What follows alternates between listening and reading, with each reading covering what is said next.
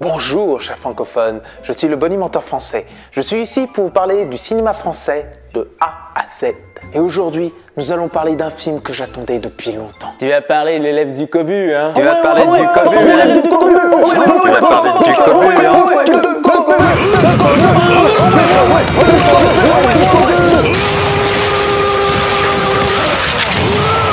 Non, nous allons parler d'un film de fantasy, ce qui arrive tous les 10 ans en France. Non mais revenez les gars, revenez. Je vous jure qu'il est bien le film, je vous jure.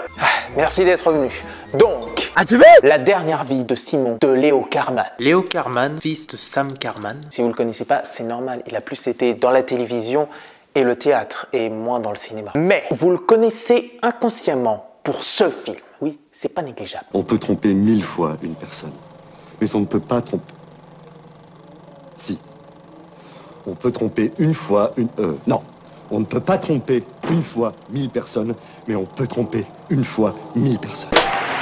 Bravo à toi! Et il est aussi le frère de Martin Carman, qui est aussi dans le film, qui commence doucement mais sûrement une grande carrière de cinéma. Donc pour que Léo se prépare à son travail de réalisateur, il commença par un premier court-métrage, Delayed, en 2011, qui nous parle de personnes qui prennent un train dans un pays en tension et tout ne se passe pas comme prévu. C'est un court-métrage très beau et il est filmé comme un film de Michael Mann. Donc tu vois qu'il avait déjà de bonnes références. Puis en 2014, il réalise un autre court-métrage, Jumble Up, qui nous présente une salle de poker avec un croupier très extravagant. Et là, il change de registre en mettant plus de couleurs par rapport à son dernier court-métrage. Il emmène un peu plus d'humour sans mettre un seul dialogue où le visage des acteurs et leurs actions sont les seuls qui puissent nous permettre de comprendre l'histoire. Ce court-métrage me rappelle les jeux burlesques de Chaplin ou de Jerry Lewis. Mais surtout, il est proche d'un cartoon de Tex Avery ou de Chuck Jones. Un très bon court-métrage à voir absolument. Ensuite, il écriva quelques épisodes de la série Gable Kitchen. Et après tout ce travail en amont, il put enfin avoir des producteurs pour réaliser son premier film, La dernière vie de Simon. Et après 9 ans d'attente,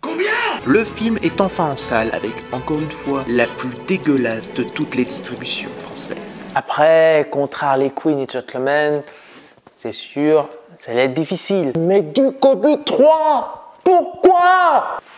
Mais bon, après avoir parcouru le ciel et la terre, j'ai parcouru la terre entière pour trouver la salle de cinéma qui diffuse ce film et ses choses faites. Donc, qu'est-ce que j'en ai pensé? Oui, mes amis, le cinéma de fantasy français n'est pas mort. Alléluia! Ce film est d'une beauté inimaginable en nous apportant une mise en scène fascinante et de l'émotion forte. Bon, d'accord, il y a beaucoup de références sur les films fantastiques de Spielberg et le réalisateur ne le nie pas. Même, je pense peut-être qu'il en abuse un peu trop, d'utiliser l'éclairage hyper instantatoire de Spielberg dans ses films qui t'éblouit la gueule et que c'est le truc que je déteste dans ses films. En fait, sa première partie avec les enfants est très majestueuse, qui nous rappelle un film d'Amblin. Puis vient la deuxième partie où il y a un mensonge.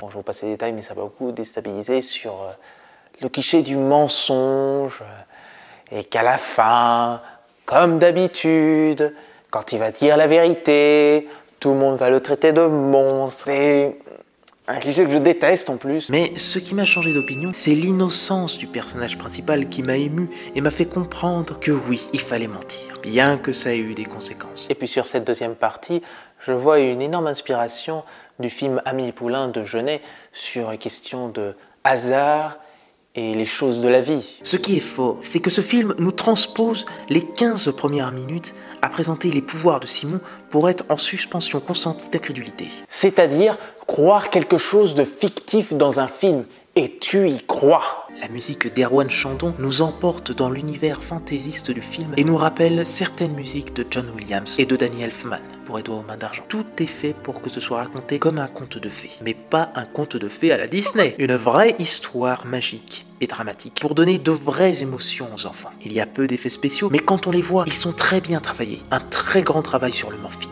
Après, le film n'est pas exempt de défauts. Comme je l'ai dit tout à l'heure, peut-être qu'il y a trop de références à Spielberg. Et puis surtout, le final se précipite un peu trop. C'est pour ça qu'à la dernière scène du film, la musique envoie des volées de cœur. Ça te le prend, ça te happe. Et non, malheureusement, il y a quelque chose qui cloche. Ça ne passe pas. ça ne passe pas pour moi. C'est dommage, je pense qu'il manque une petite étincelle pour que je sois vraiment touché par ce que je suis en train de voir. Il manque quelque chose. Mais ça reste pour moi un film majeur des années 2020, avec des enfants excellents, des jeunes acteurs qui nous touchent en plein cœur tellement la justesse de leur jeu est impeccable, et Leo Carman a su nous apporter un nouveau souffle sur le cinéma fantastique. Et j'espère de tout cœur qu'il continuera à réaliser des films qui nous touchent de l'intérieur, qui nous imprègnent de sa magie et de son imagination. En espérant qu'il trouvera son vrai style de réalisateur en ne mettant pas trop de références abusives de ses réalisateurs préférés et surtout, pitié, qu'il ne mette pas 10 ans à faire un nouveau film.